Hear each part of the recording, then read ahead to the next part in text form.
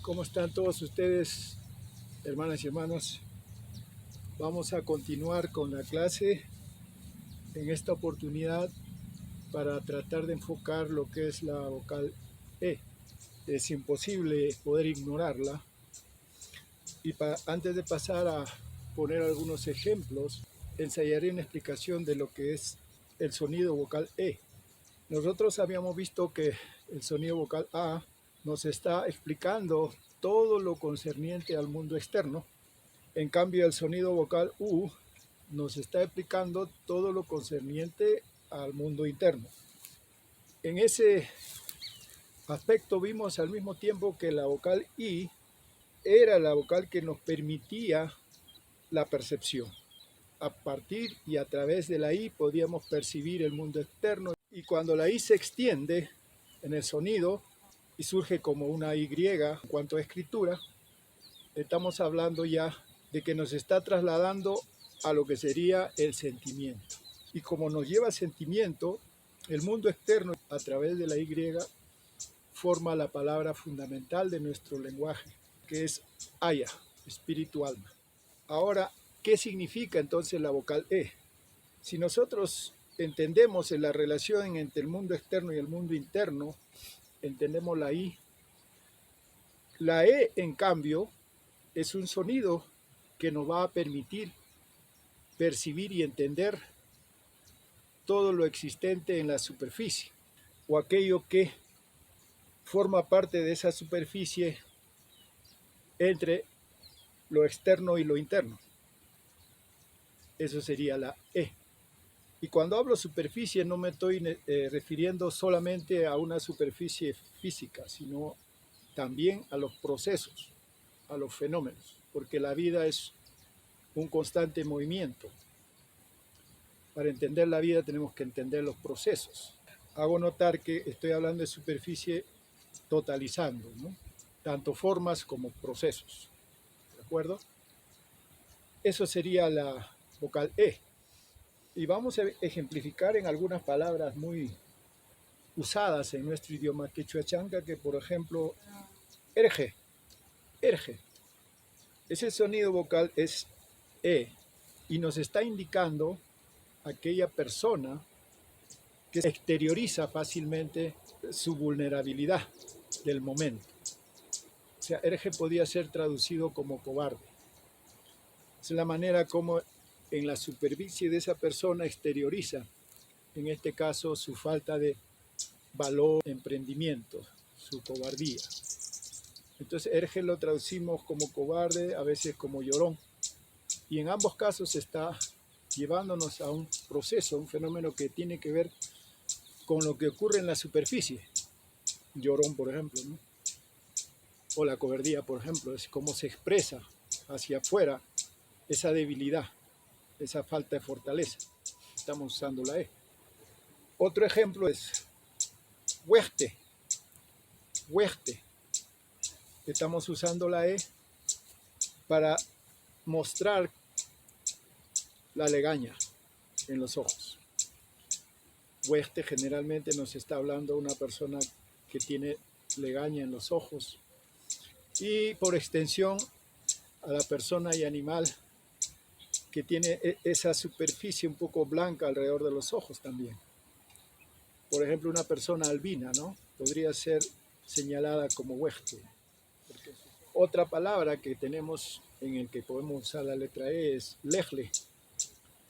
Lejle se está refiriendo a un ave que vive en las lagunas de estas altitudes, a una altura posiblemente superior a los 4.000 metros sobre el nivel del mar. Es muy frecuente, es que la conocemos como lejle. Como están viendo, tiene que ver con el sonido que emite esa ave. El sonido que emite, cómo exterioriza, ¿no es cierto? También nuevamente estamos viendo la superficie como proceso de sonido. Otra palabra que podemos usar es senja. Senja se refiere a la nariz. A través de la nariz nosotros tenemos el olfato. La senja está refiriéndose básicamente a la superficie que conocemos como nariz. Senja. Podemos seguir encontrando otras palabras en las que se utiliza la letra E con frecuencia. Por ejemplo, decimos terte. Decimos terte cuando nos referíamos a un plato que se suele preparar con el haba combinado con huevo, y es el nombre que se le ha denominado, porque el haba está llevando en la superficie una capa de huevo que se le agrega. También nuevamente tenemos ahí la E. Hueje se está refiriendo a la lágrima. La lágrima o hueje es el resultado de la huaja, lo que se conoce como llorar, cuando el ser exterioriza sentimientos profundos de tristeza que lo llevan a llorar, y eso es hueje. Podemos observar que en la lágrima, exteriorizando en la superficie del rostro, hueje. U, mundo interno. La E, esa superficie a través de lo que va a salir, y la Q, de los procesos, y nuevamente la E. Está ratificando que hay un proceso en el cual el mundo externo exterioriza hacia afuera, en este caso, la lágrima. Si nosotros tuviéramos que usar la I para escribir, y tendremos que aprendernos a hacer ese mecanismo de abstracción para escribir I y pronunciar E, por ejemplo, en lugar de decir hueje, escrito con I, para pronunciar hueje, vamos a tener un problema bastante grande de comprensión de nuestra propia fonética, y no es necesario. La voz, la vocal, el sonido de la E es bastante claro. Es posible que en algunos casos existe un sonido también intermedio entre la E y la I. Está la E vigente, y entonces no podemos deshacernos de esa nuestra fonética, de esa nuestra vocal, porque vamos a tener dificultades en entender la cultura, la raíz de cada palabra en nuestro idioma.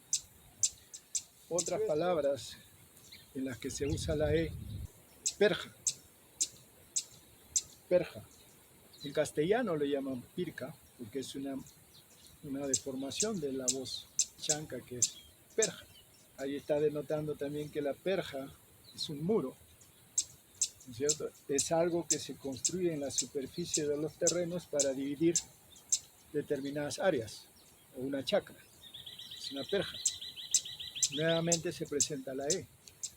Y otra manera en la que se usa la E con bastante claridad es la palabra ejepai. Ejepai, ¿no? ¿Qué cosa es ejepai? Atorarse, exteriorizar, poner afuera, hacia la superficie, un sacudón, una tos, ¿no es cierto? Hay una dinámica, un proceso que va hacia afuera, hacia la superficie nuestra. Ese es ejepai. La tos, nuevamente la E se repite. También decimos con la misma E, cuando cogemos una piedra y la tiramos, decimos pejai, pejai, con E nuevamente. Estamos ahí desplazando a la piedra en la superficie del mundo externo. El cibergente está revoloteando alrededor de nosotros. Realmente extraordinario cómo nos ayudan a entender la clase muchas veces, ¿no? Si yo me atrevería a poner más atención en su canto, si lo pueden escuchar, no es la I, es más parecido a la E, si lo escuchan con detenimiento, el cibergente.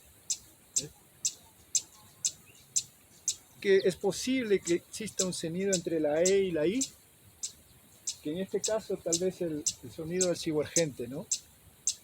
No es exactamente E, pero tampoco es I, si lo escuchan, ¿no? Entonces es posible que ese sea un sonido que también tenemos que tener en cuenta, ¿no? Pero no podemos ahorita resolverlo hasta que no tengamos una forma de graficarlo y que se reconozca como un mecanismo de escritura, ¿no? Pero de momento la E nos ayuda a comprender lo que estamos escuchando y lo que vivimos en nuestra cultura ancestral.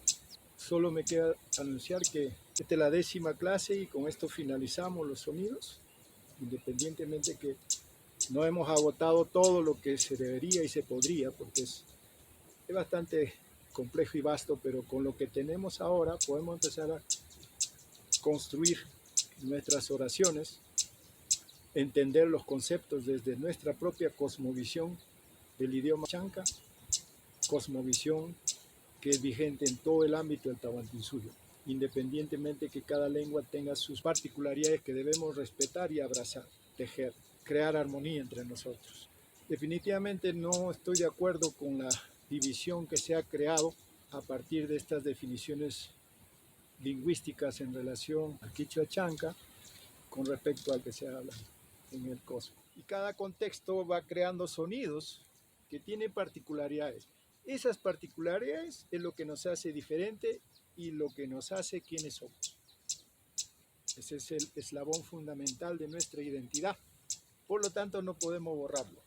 No podemos caer en el error de borrar aspectos fundamentales de nuestro idioma. Los hijos del Tahuantinsuyo tenemos que hacer un esfuerzo grande en recuperar nuestro idioma tal cual lo hablaron nuestros ancestros, con las innovaciones que en el proceso de la historia lo han venido haciendo nuestros propios abuelos y nosotros mismos, pero dentro de tu propia cosmovisión y de tu propio idioma ancestral. Lo que importa en todo caso es la ancestralidad en el hablar de nuestro idioma. A través de eso vamos a recuperar nuestra cultura. Ese es el objetivo fundamental de este trabajo. Conmigo será hasta la próxima, no sin antes hacer un resumen de lo que hemos avanzado y lo que hemos aprendido hasta hoy. Tupananchikama.